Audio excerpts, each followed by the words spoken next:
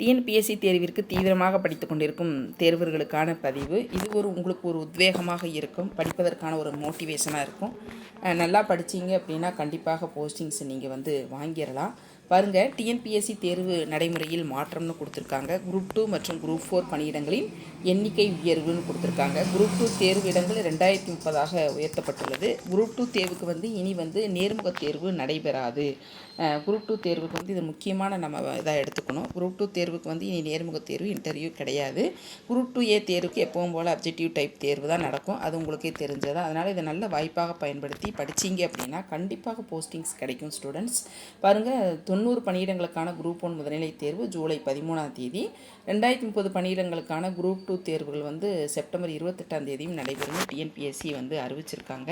இது நல்ல வாய்ப்பு. இன்னுமே பணியிடங்கள் உயர்வதற்கான வாய்ப்பு இருக்குது. நல்ல வாய்ப்பாக பயன்படுத்தி படிச்சுக்கோங்க. நன்றி, வணக்கம். இந்த பதிவு உங்களுக்கு பயனுள்ளதாக இருக்கும் அப்படின்னு தான் நம்பிக்கையோடு இந்த பதிவு கொடுக்குறோம். நன்றி.